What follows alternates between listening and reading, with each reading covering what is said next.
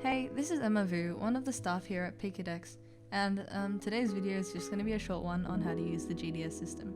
I know it's been 5 or so months since I've last released a tutorial. Sorry about that. I never really promised for this channel to be highly active, but yeah, today's going to be a short video. I really have homework to do right now, so I'm going to get this over and done with. So I've had a few requests to do a tutorial on the new GTS system on Pikadex, and so basically GTS stands for Global Trade Station, and on Pikadex it's just a plugin where we can trade and sell different Pokemon and items to other players online. So to access this you only really need one command, and that's /GTS, and so once you've typed that in, it'll open up the GUI for you, and there'll be multiple options that you can see, such as buy, sell, and your listings and what you're, in an auction bid for. So what we're going to look at first is the sell option. You can sell either items or Pokemon. We're going to start with the items. So first you have to choose the item that you want to sell, and you have to keep it in your inventory. So once you select the item, you can set a price for it. To set the price, you can sell it for either money or Pokemon. For money, you click the monetary option and type in the price that you want. Clicking done, then that will secure your price. There will be a tax. It will be 40% of what the sell price is. I think. I don't remember. On the other hand, you can trade it for Pokemon. So if you click the Pokemon option, not many people tend to do this, but it's still an option there. What it does is it exchanges your item or Pokemon for another Pokemon that you want. So you're going to type in the name of the Pokemon. This has to be accurate. So say if you want that stack of Lapis for a Bulbasaur, you type in Bulbasaur, and then you can select perhaps certain levels or different forms. Some Pokemon have different forms, such as rainbow forms, strike forms. So if you really want to be specific about it, you can do that. Going back to the thing, you have the buy it now option or the auction option.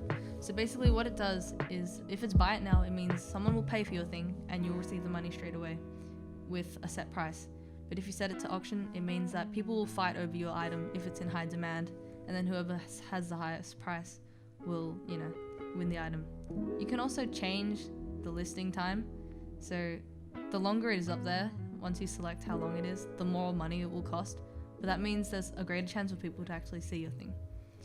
So this is pretty much the same for Pokemon as well. You go into sell a good, except instead of clicking item, you click on Pokemon, and you select which Pokemon that you want to sell.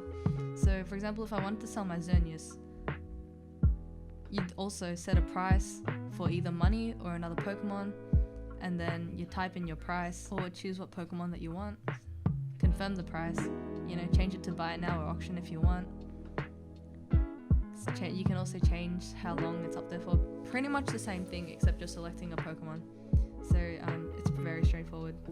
Now even more straightforward is the browser option. So what you can do is click on browser after typing GTS, and it will give you a list of things that everyone else is selling. So when you sell something, it will appear like this for other people. So when you see items and Pokemon, you can hover over them and have a look at the IVs, EVs, natures, whatever might interest you of that Pokemon. You can see that on the browser. All the other options are kind of given, not very important. So this is your settings, so your notifications mainly. I never really played around with this, but you can toggle or disable them by just clicking on the die. If it's grey, it's disabled. If it's green, it's enabled. So not very important. But something that is important to note is the GTS Stash option. Now I didn't really record this, but I realized this while I was voicing this over. So the GTS Stash option, which is in the top right hand corner, it's where all the things that have expired go. So if you're ever missing something, please have a look in there. As usual, thank you for watching, and if you ever need help, staff are always online. Feel free to DM me on Discord, DM other staff, and let us know. You can always refer back to this channel, this video, other videos that, I don't have plans to upload, but you never know, they might be there one day. So thank you for watching, and I'll see you in 5 months.